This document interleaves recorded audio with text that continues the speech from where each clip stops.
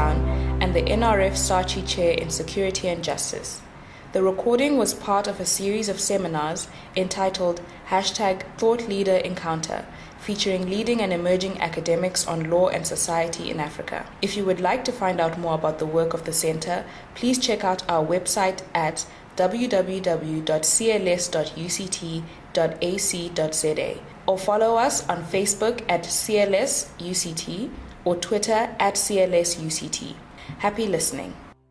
So in this session, we're really going to talk about, as you can see from the program, racial formation from the South African War to the Union of South Africa, and just going through the history of South Africa and specifically race at the center of that, and the laws and the cases around that.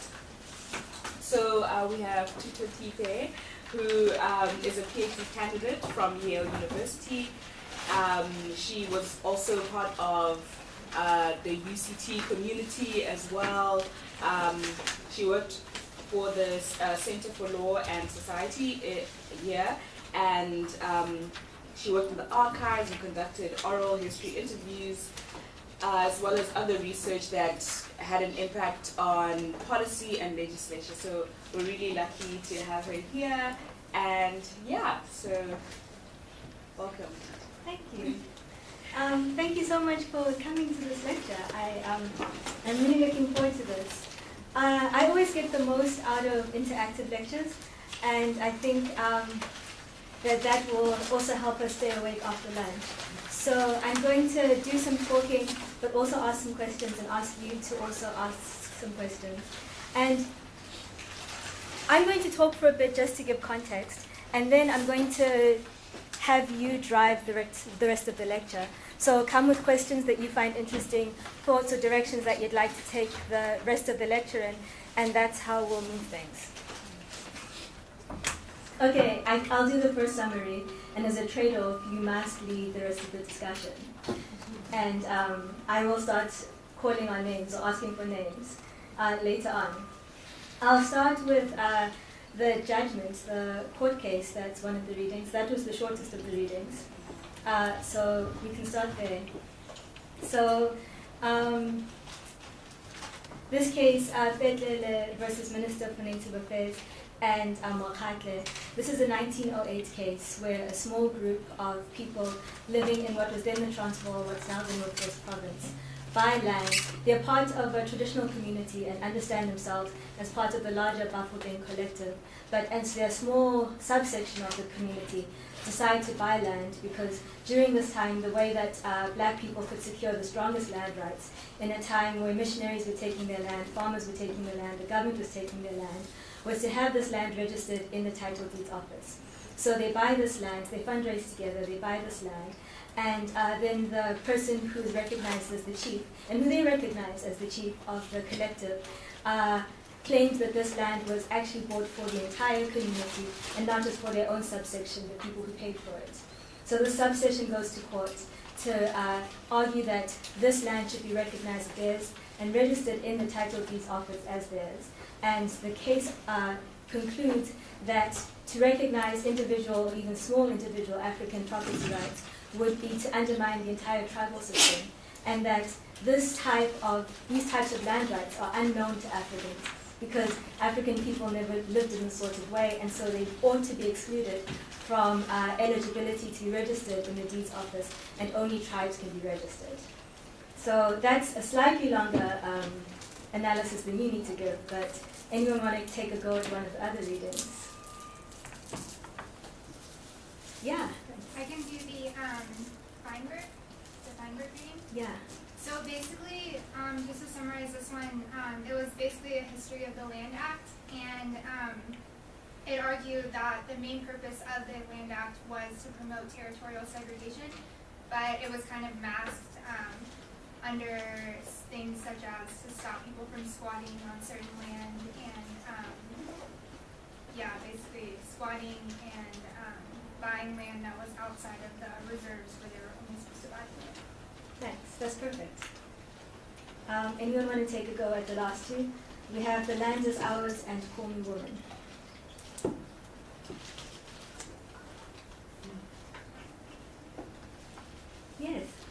for this one. Yeah, so it was a woman who grew up in a farm that belonged to her grandparents, but eventually they were driven off the land, and she was trying to recount the experiences she had growing up on the land, and the fact that the land meant a lot to them, but then they were sent out of the land. That's it. Thank you so much. And the last one of the best sellers of 2018.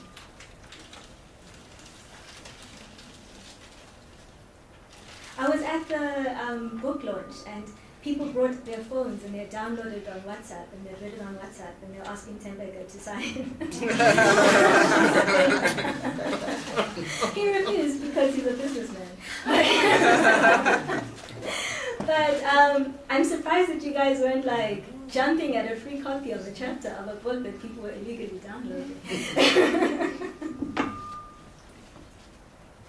Okay, I'll give another summary. So in this chapter, he looks at, from the end of the South African War through to the Union of South Africa, the negotiations that went around in the creation of the Union, and basically how South Africa became a so-called white man's country. The claims that black people were making to formal rights, the ways that white people were organizing throughout the country to quash these claims, and the role of the imperial government in trying to some ways to support black people, but at the end of the day being the ones who made this whole mess and supporting the settlers who had left their shores to set up a colony in South Africa. So because we have two sections, this one and then the one after this, I imagined this one as 1902 to 1910. So that's from the South African War, from the end of the South African War until the Union of South Africa. And then after the break, we'll do from the Union onwards. And you can define where we end with onwards. But this moment, the Reconstruction period in South Africa, is one of those moments of acute rupture. In history, you have these moments where the old order just breaks, and there's space for something new to be born and to flourish. This is one of those moments where things that had not been possible before, all of a sudden there's a chance that it might happen.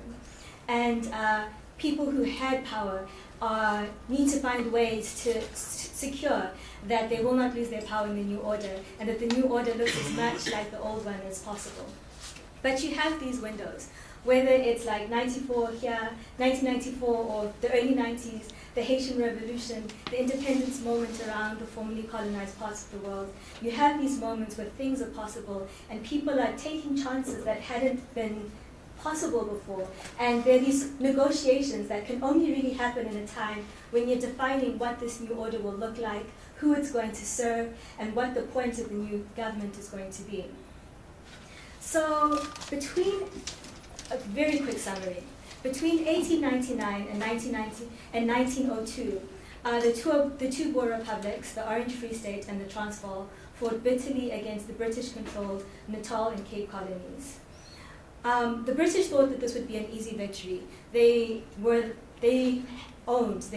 had the empire where they said the sun would never set. They had resources that were unparalleled around the world, and you had these settlers in South Africa who only had what they had in front of them. So the British came into this very arrogant, and the guerrilla warfare that the Boer settlers waged really destabilized their whole model. So the British starts bringing in troops from around the world to support them, from their colonies in East Africa and West Africa and North Africa, from as far afield as Australia and Canada. So this becomes a really global war in many ways, and is fought here in what would become South Africa. But even with all these troops from around the world, they knew that they could not win without black people's support. The black people who lived here, they needed them to win the war.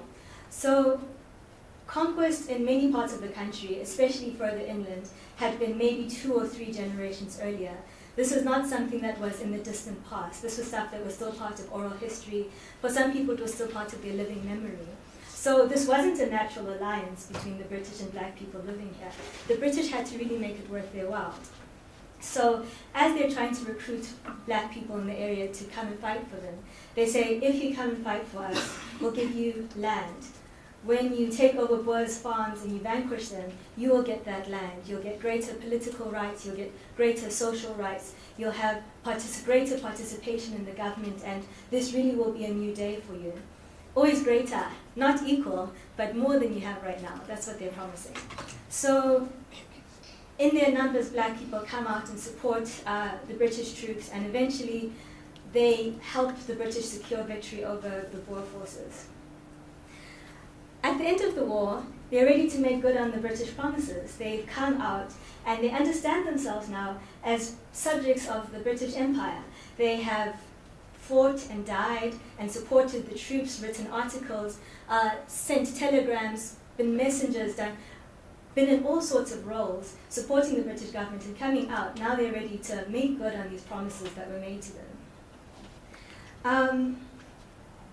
So we're going to look at a very specific set of demands that were made through the state at the end of the war of black people trying to get what was promised to them.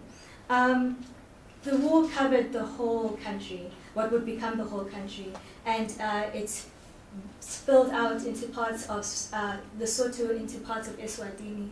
So it's the kind of thing that you can imagine how many different views there were on what liberation, what emancipation, what greater equality would look like. And black people have never been a monolith. These ideas were being discussed and fought over, and people were trying to realize them in different pockets throughout the country.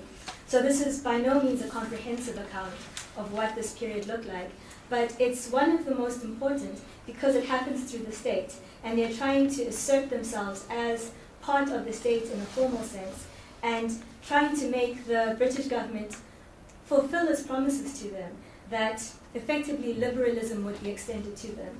They would be guaranteed due process, they would be guaranteed political participation, and basically they would be freed from many of the most degrading and oppressive parts of the earlier regime. So these are the kinds of claims that they make through the state, and that we're going to be looking at today. If you want to talk about others, we can later on, but we're focusing mainly today on the state. So through these channels, we're going to ask and explore some of the most consequential and fraught questions of the Reconstruction period. Some of these include, what did it mean to be native? What did it mean to be a Boer? Who was white, and what did being white automatically confer to a person? Did the category native allow any black people to enjoy rights that were automatically guaranteed to white people? At the time, what were the ontological truths that people believed that race revealed about a person and communities of people? So put differently, what I'm asking here is, how did race define a person's place in society? Place like knowing your place, putting somebody in their place, having a place in society. How is this coming about during this period? So this idea of place is significant because it shows how people were expected to understand how they could relate to other people, how they could compete with, love, and live amongst people who are racialized differently than themselves. In describing what place meant in terms of maintaining white supremacist social and political order, Glenda Gilmore reflected that, quote, "Race was not simply much ado about a silly thing like color. The order of the universe depended on race. White and black were outward manifestations of inner construction." Those of you who are South African will get this. Like, race isn't just about what you look like. It's hardly even about what you look like. It's about what you can do in a space because of what people think what you look like means. So this is what we're getting at. So this is imbuing these ideas of nativeness, of whiteness, of non-Europeanness with their meaning in a time when black people had just been told, we need you, and if you help us, you will be more like us, or you will be afforded rights that we are afforded. And it's useful to think about South African history, especially history of context, in this moment, So you'll remember that, oh, there's such a nasty echo, sorry. You'll remember that when Dutch settlers and other settlers in the Cape fled the Cape and moved inwards because they were protesting the abolition of slavery and the loss of their free labor in what is popularly called the Great Trek. You'll remember that along the way, with the conquests, with the ability to survive, there was the repeated refrain that God has blessed us, God has endowed us with this land, and we are clearly chosen, that we have succeeded and come this far. There was this understanding that race was about more than just being in this place, it was God choosing this place for people. And that becomes a very important part of the way that whiteness and difference gain meaning in the South African context. And it's not just the trekkers who have this experience. The British in Natal have Blood River, and they're convinced that this is a sign of God's favor towards them. So this is a spiritual, deeply ontological transformation that's happening in South Africa that is articulated through the lens of race and color and that type of difference.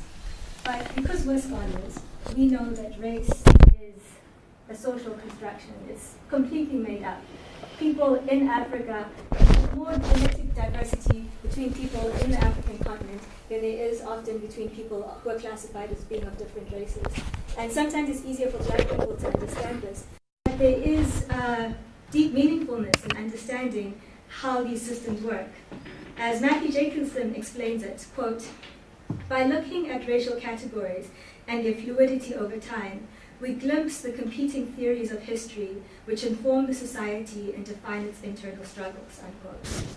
So understanding how these categories were made, how they were wielded to make people less than human and deserving of such, this helps us to be able to see and to understand when such strategies are developed and used today. And it also helps us to more meaningfully come to terms with the impact of these legal, social, and political categories on the ways that people are able to live. By better understanding, the better we understand the making of race and of difference, and the intersections between different categories of difference, that it's never just about race. I mean, I know I'm speaking to the converted here, but it's never just about race. It's about how these different intersections of identities shape people's proximity to institutions and systems of power. So in understanding this historically, we can see how it's developed over time, and we can understand how it's working today and why it's working in the ways it's working today, and better then be able to impact change in knowing how to respond to them, how to navigate them, and how possibly to change them over time. Or how to intervene in disrupting systemic injustice.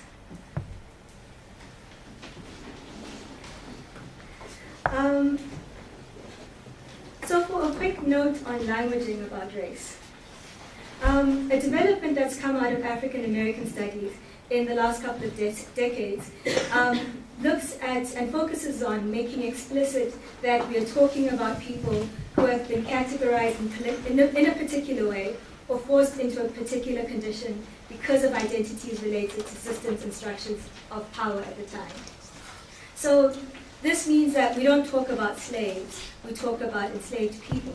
We make it clear that there's nothing inherent about people who were taken from the African coast and taken to the Americas. There's nothing inherent in them being part of the system of slavery, but they were made slaves. So in the same way, in the same way we talk about black people and we talk about Indian people and we talk about people to emphasize that these are categories into which people have been placed. So the language that is used to describe differently racialized people can reveal a lot about how these people were thought about and likely treated in each time. For example, after the South African War ended, as people were beginning the work of rebuilding infrastructure and of rebuilding their lives, the Transvaal government passed Ordinance number 45 of 1902. So this ordinance, as part of the reconstruction efforts, enabled, quote, agriculturalists and other persons to become occupiers of the land, unquote. Eventually, these agriculturalists and other people became freehold owners of the crown land. That means they owned it through private property in the deeds office, registered as their own. African people, or black people, I use the two interchangeably, those are my politics, I'm putting that out there. But you don't have to. Oh, just as a side note, I really enjoy difference of opinion and challenging, and I think it's brilliant when you engage with an idea closely enough to be able to challenge it.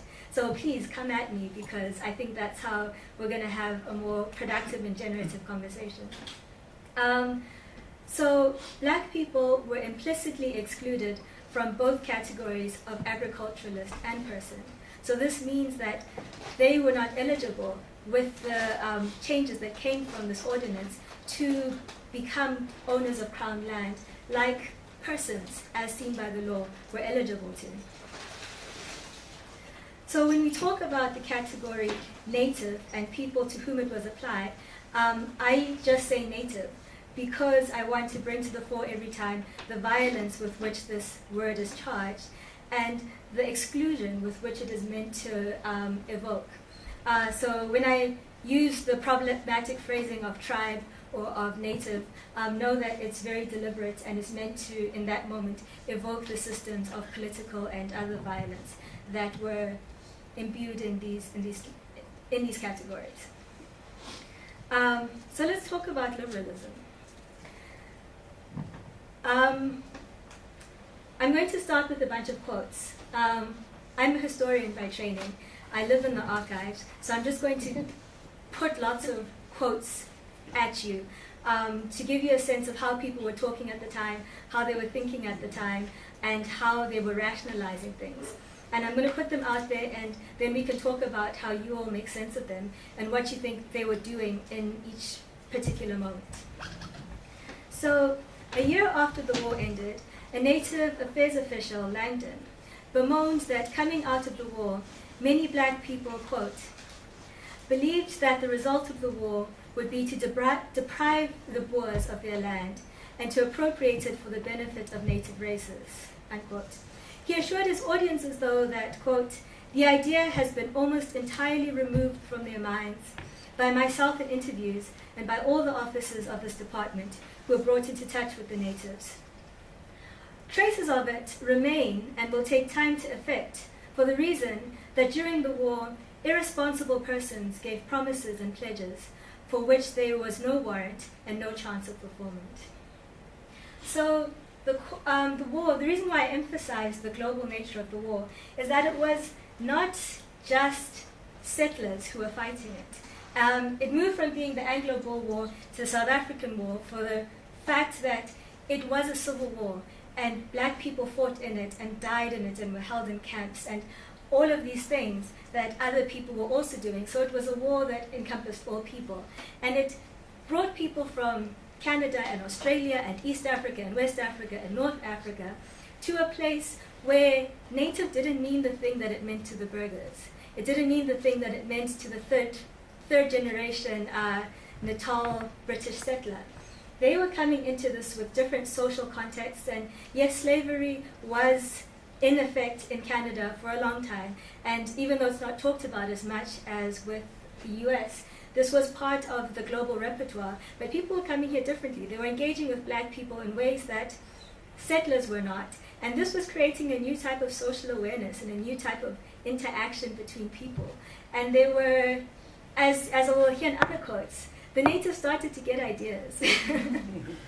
They started to think that, well, look at me, I'm powerful, I'm supporting the British Empire, they need me, look at me working alongside these white people and making sure that they stay alive, look at me doing all of these amazing things. And having people who, without the same context as indigenous white South Africans, settler colonialists in South Africa had, were coming with different sorts of social ideas. In my own family, my great-great-grandfather was a Scottish-Canadian man who came and fought in the South African War and married a Mokatla woman, my great-great-grandmother, and they got married. and they had 7 children, and they lived together. This is something that was possible during this time. If you met someone and you fell in love with them and you could see a life with them, it was possible, you know? It's unimaginable 20 years later, but in this moment, people are coming together, and it's war, and the war ends, and there's the euphoria, and it's all of that, you know? And things are possible, and things are happening, that at the end of the war, the government's like, oh shit, how did we let this happen, you know? How did we let things get so out of control that we have to do all this backtracking now? So a native commissioner of the Western Transvaal, C. Griffith, he said, I found as assuming duty here that the natives showed a tendency to consider themselves on an equality with the burghers, and were inclined to treat them with disrespect. This is not to be surprised at, as the natives had assisted us in operating against the Boers, and our soldiers had treated them as their equals. Steps are at once being taken to rectify matters, and I am pleased to say that the respect due to burghers has again been established. I learned from all quarters that the natives are greatly disappointed in not being made grants of land in consideration of the services they rendered to our troops during the late war. They fully expected that the farms would be taken from the Boers and given to them. They anticipated the farmers being dispossessed of all title to land. In spite of these disappointments, the people have accepted and are settling down quietly to the new order of things. This is 1903, a year after the war. So one more. J. Sheffield, he's a native commissioner in the Northwest District of the Transvaal. He says, they were all under the impression that, as the Boers had been defeated in war, the land now belonged to the native, and it was long before they quite realized that everything remained as before the war, except for the fact that the British ruled the country.